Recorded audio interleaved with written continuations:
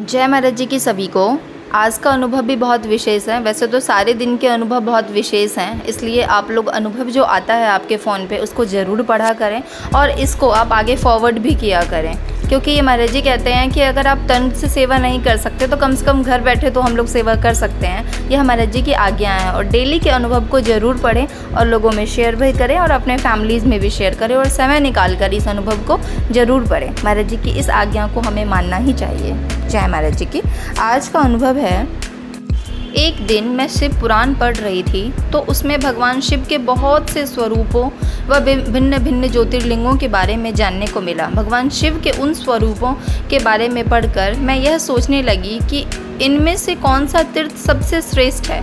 क्या मुक्ति प्रदायिनी काशी श्रेष्ठ है या फिर अमरनाथ की गुफा की महिमा अधिक है। लेकिन सबसे ऊंचा पर्वत तो कैलाश है, मतलब कि कैलाश ही सबसे श्रेष्ठ है। इस निष्कर्ष को मन में लिए मैं साधना में बैठ गई। साधना में मुझे एक पर्वत दिखाई दिया, लेकिन उस कैलाश पर्वत की भांति बर्फ़ नहीं जमी थी, पर हाँ, पर्वत के निरंतर पानी की धाराएं नीचे की ओर आ रही थी। जब मैंने मुख उठाकर जल के स्रोत को देखा या देखना चाहा तो मुझे वहाँ कुछ भी दिखाई नहीं दिया, क्योंकि वह पर्वत बहुत ही ऊंचा था। उस समय मेरी अंतरात्मा ने मुझसे कहा, तुम्हें इस पर्वत के शिखर पर जाना है।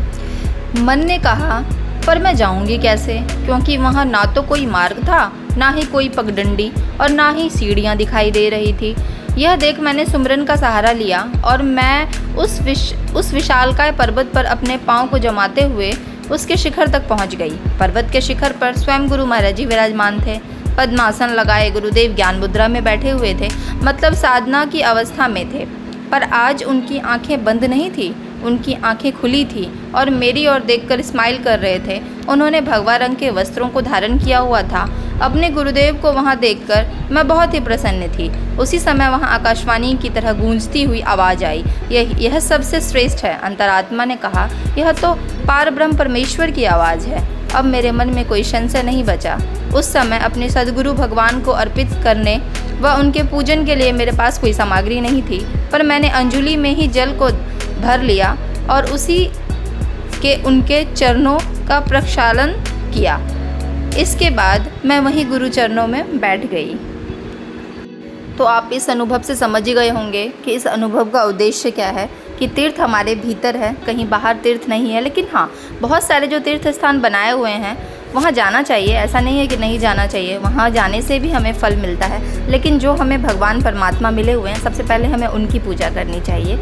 हमें निरंतर नित्य प्रतिदिन साधना, सुमरन, सेवा जितनी हो सके गुरु घर जाना चाहिए, मत्था टेकना चाहिए। अब तो कोरोना नहीं रहा, अब तो ऑफलाइन सारे ही भवन खुल चुके हैं, तो हमें वहाँ पे जाके मत्था टेकना चाहिए, क्योंकि गुरु आश्रम जाने से भी बहुत पाप कर्म कटते हैं और बहुत सारी जो हमें ना एक पॉजिटिव एनर्जी मिलती है भगवान के दर पे जाने से, मंदिर जाने से, भवन जाने से। तो बस मैं इतना ही कहना चाहूँगी कि महाराज जी की आज्ञा को मानते हुए अपने सारे कार्य करें। जय महाराज जी के सभी को।